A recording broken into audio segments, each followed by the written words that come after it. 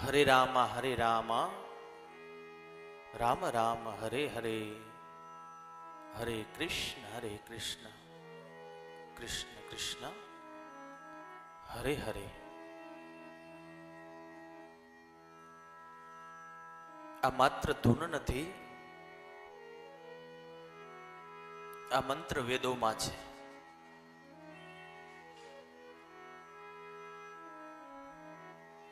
આપણા 4 વેદ છે અને 18 પુરાણ છે. 18 પુરાણના કોઈને દર્શન કરવા હોય તો આપણે ભાગવત સહિત અહીંયા પુરાણ પધરાવ્યા છે. જોઈના દર્શન પણ દુર્લભ છે, યાદ રાખજો. અને વાંચો, એમાં આપને ખબર પડે કયા કયા આપણા પુરાણ છે. અમારો ભાવ હોય છે, જ્યાં પણ કથા હોય ને, અમે હરિદ્વાર પણ અહીંયાથી ઉપાડીને લઈ ગયા છે. એ ખાલી ચોપડો એક ઉપાડીને જોજો ને, વજન કેટલો છે જોઈ લેજો.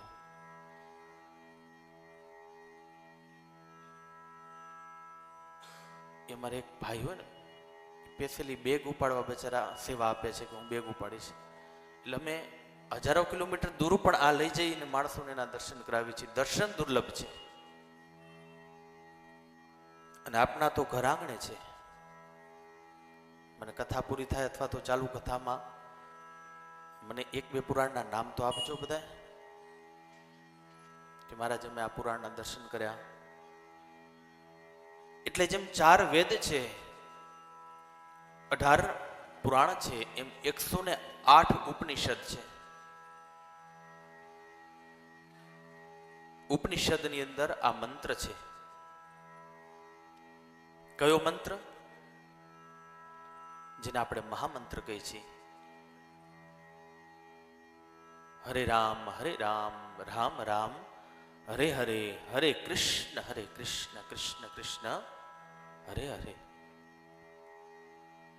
આપણે કહીએ ને, મહારાજ અમને તો કાંઈ આવડતું નથી, પણ આપ પણ વેદ મંત્રનું ઉચ્ચારણ કરી શકો છો. જો યાદ રાખજો, આપણા સમાજમાં 2 શબ્દ આપણને અવારનવાર સાંભળવા મળશે. એક મંત્ર અને એક શ્લોક.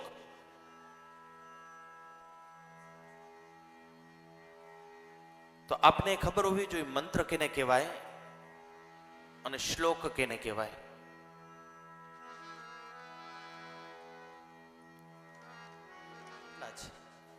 ખબર છે કોઈને? મતલબ આપે ધ્યાન દઈને કથા સાંભળી નથી. કેમ કે મેં 2 થી 3 વખત કીધું કે ભાગવતની અંદર આટલા શ્લોક છે.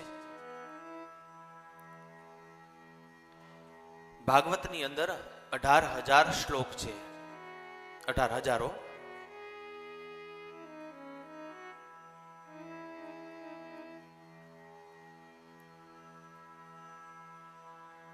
આનું નામ શ્લોક.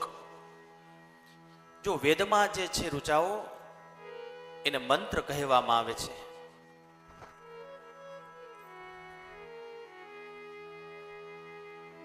અને પુરાણમાં જે છે એને શ્લોક કહેવામાં આવે છે. એટલે જીવનમાં આવું અવસર આવે ને, તો તમારી તૈયારી હોવી જોઈએ. કોઈ આપને પ્રશ્ન પૂછે કે શ્લોક અને મંત્રમાં તફાવત શું, શ્લોક કેને કહેવાય અને મંત્ર કેને કહેવાય? આપણે સનાતની છીએ ને ગર્વ હોવું જોઈએ. આજે વિદેશોમાં જાઓ, વેસ્ટર્ન સંસ્કૃતિ છે જેનો કોઈ આધાર જ નથી. એવા સંપ્રદાયો છે કે જેનું મૂળ જ નથી, અને છતાંય એ પોતાના સામાન્ય કલ્ચર, સામાન્ય એક નનકડો મુઠ્ઠીભર સંપ્રદાય અને ગર્વ કરે છે જેનો આધાર જ નથી. આપણે એને પૂછ્યું હોય કે કેટલા વર્ષ પહેલા તમારો સંપ્રદાય, તો એને ખબર નથી. આ સંપ્રદાયનું કોઈ મૂળ ખરું તો કે ના, એ પણ ખબર નથી. અને છતાં પણ એ ગર્વ કરે છે. ગર્વ કેના ઉપર કરે છે? તો કે એની એકતા ઉપર કરે છે. એ સંપ્રદાય ઉપર નથી. કારણ કે જેનો સમય જ નથી નિશ્ચિત કે કયા સમય આ સંપ્રદાય બન્યો છે, આનો કોઈ આધાર, કોઈ વેદ પ્રમાણ, શાસ્ત્ર પ્રમાણ કોઈ વસ્તુ નથી. અને એ બધા જાણે પણ છે કે આનું કોઈ પ્રમાણ નથી, અને છતાં ગર્વ કરે છે. એ ગર્વ કોઈ એના સંપ્રદાય ઉપર નથી, એ ગર્વ એની એકતા ઉપર છે. અમે સાચા હોય કે ખોટા હોય, પણ અમે એક છે. અને આપણે સનાતન ગર્વ કરવા જેવો છે. હું તો એમ કહું કે અભિમાન કરવા જેવું છે. આપણે અભિમાન સારું નથી, પણ સ્વાભિમાન હોવું જરૂરી છે. આપણાને ગર્વ હોવો જોઈએ આપણા સનાતન. જોકે મનુષ્ય માત્ર, જીવ માત્ર સનાતની જ છે. એક વિચારધારાનો તફાવત છે. પેલાના સમયમાં દેવો અને દૈત્યો હતા, એ બધાનો ધર્મ એક જ હતો, સનાતન. એટલે આપણે કહીએ સનાતન ધર્મ કી જય હો.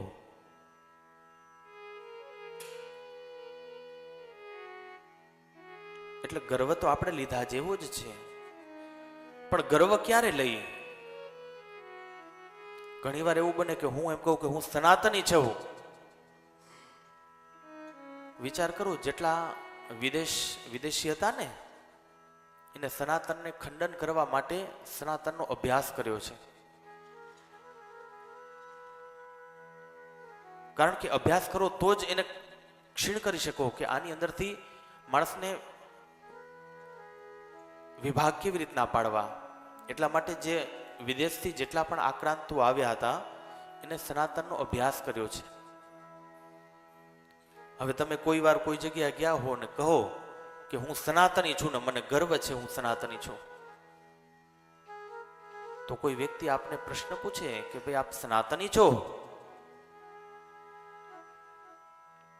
તો થોડું સનાતન વિશે અમને જણાવો ને. અને કહે કે શ્રીમદ ભાગવતની અંદર કેટલા મંત્ર છે, તો તમે શું જવાબ આપશો? કેટલા છે મંત્રો? ભૂલી ગયા? શ્રીમદ ભાગવતમાં મંત્ર કેટલા છે? હજી 2 મિનિટ પહેલા કીધું તો પણ ભૂલી ગયા. 18,000. પણ એ તમે કહેશો ને તો એમ કહેશે ખોટી વાત છે, શ્રીમદ ભાગવતમાં એક પણ મંત્ર નથી. કારણ કે પુરાણ છે એને શ્લોક કહેવામાં આવે છે. બસ આજ મારે સમજાવવું છે આપને, શ્લોક અને મંત્રમાં તફાવત શું છે. જેને તમને દિશા ભટકાવી છે ને, એ તમને ફેરવીને પ્રશ્ન પૂછશે, અને 2-3 પ્રશ્નોના જવાબ આપ આપી નહીં શકો ને, એટલે આપને એમ થઈ જશે કે સનાતનમાં કાંઈ છે નહીં. તો એમ કહેશે કે તો એક કામ કરો, અમારો સંપ્રદાય બહુ ઊંચો છે, જો ચિંતા ના કરો, આવી જાઓ મારા ભેગા. અત્યારે આ પરિસ્થિતિ છે. આને માઇન્ડ વોશ કહેવાય. અને કરે જ છે અત્યારે. કરે એટલા માટે છે કે આપણી પાસે પૂરતો જવાબ નથી. પૂરતો જવાબ હોય તો કોઈની તાકાત નથી કે સનાતન ઉપર આંગળી ઉપાડી શકે. અને સનાતન એવો ધર્મ છે, અંતે કોઈ પણ જગ્યાએ જાઓ સનાતનમાં આવવું જ પડશે. કારણ કે સનાતન વગર કોઈનો ઉદ્ધાર છે જ નહીં. સનાતન એ સત્ય છે, કોઈ ધર્મ નથી. અને આવશ્યક છે, જરૂરી જ છે. એના વગર આપણું જીવન છે જ નહીં.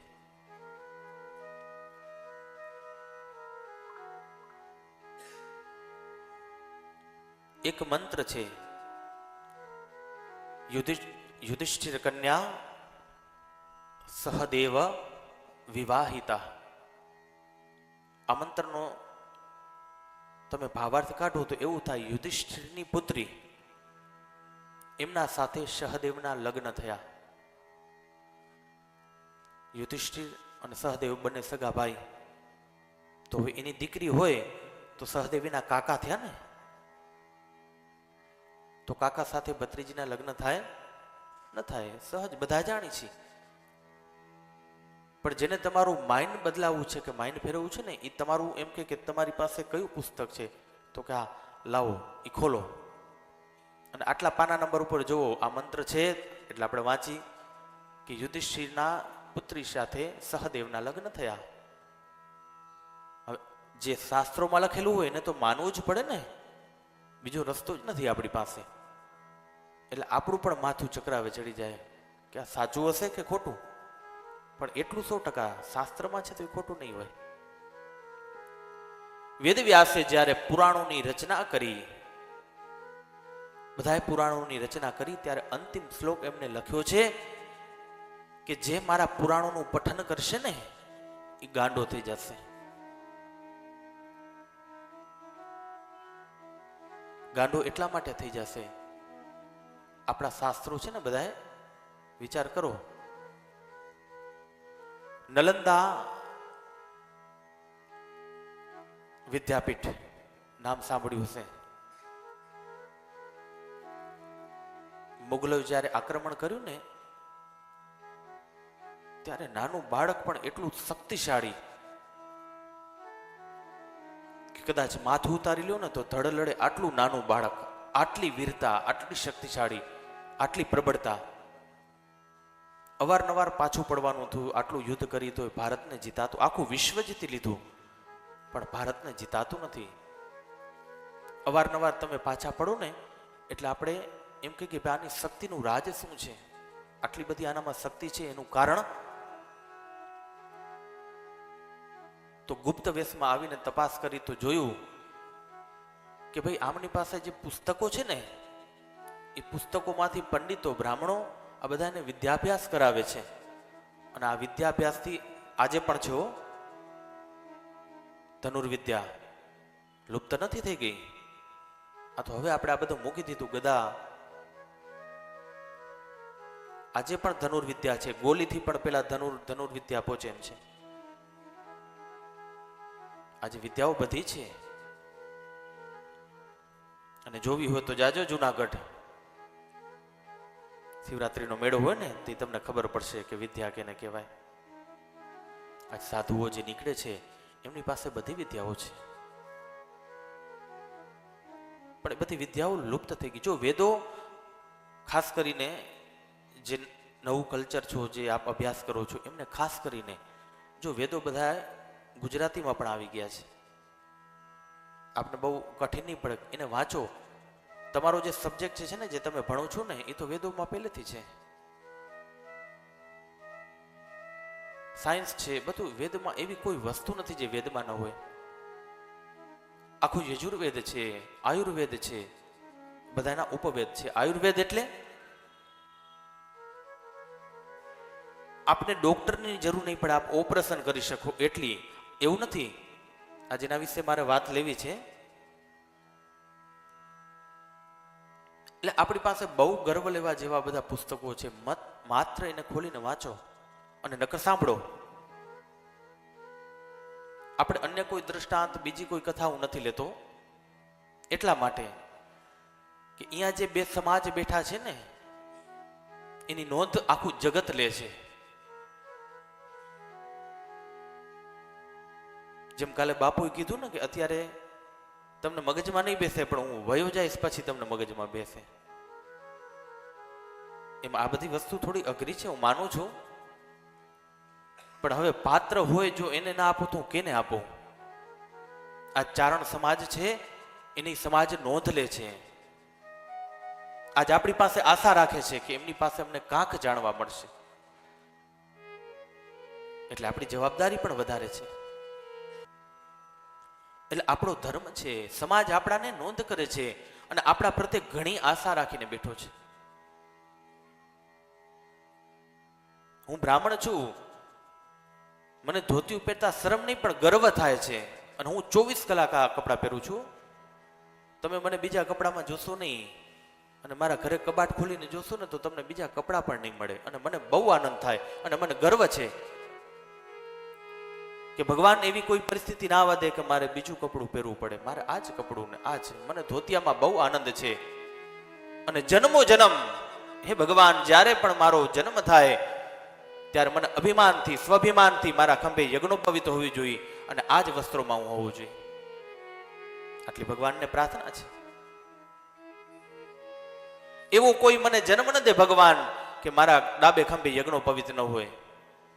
બસ આટલી મારી ભક્તિ હોવી જોઈએ કે જન્મો જન્મ હું એક યજ્ઞોપવિતનો અધિકારી થાઉં અને એક આ વસ્ત્રનો અધિકારી થાઉં.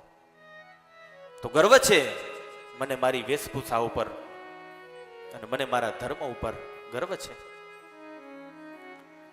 એમ આપણે આપણા ધર્મ ઉપર ગર્વ લેવા જેવું છે.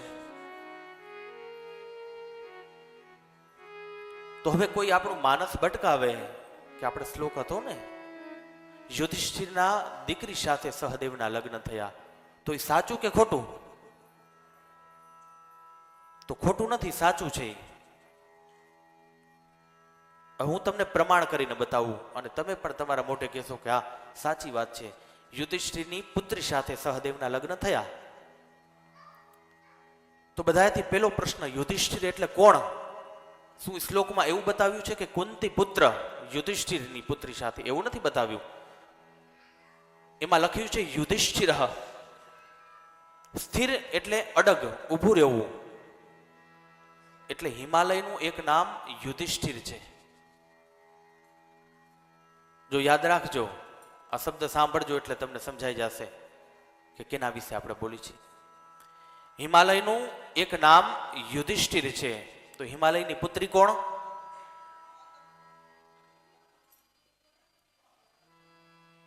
હિમાલયની દીકરી કોણ? તો લાગે હજી ઘણી બધી મહેનત કરવી જોશે. પાર્વતી. વાહ, સરસ. તો હવે આપણે પાછા શ્લોક ઉપર જાય. યુધિષ્ઠિર કન્યા એટલે કેની દીકરી? હિમાલયની દીકરી. કોણ? પાર્વતી. યુધિષ્ઠિર કન્યા સહદેવ. સહ એટલે દેવોના દેવ. કોણ? મહાદેવ. દેવાધિદેવ મહાદેવ. યુધિષ્ઠિર કન્યા હિમાલયની પુત્રી. કોણ? પાર્વતી. અને સહદેવ મહાદેવ વિવાહિતા, એમના સાથે લગ્ન થયા. થાય કે ન થાય? આ શ્લોકનો ભાવાર્થ એટલા માટે વેદવ્યાસે કીધું કે મારા પુરાણો વગર ગુરુ સદગુરુની, ગુરુ નહીં હો, સદગુરુ. જો ગુરુ કેને કહેવાય? કે જે શિષ્ય બનાવે, આનું નામ ગુરુ. અને સદગુરુ કેને કહેવાય? તો કે એનો શિષ્ય ગુરુ બની જાય, એને કહેવાય સદગુરુ.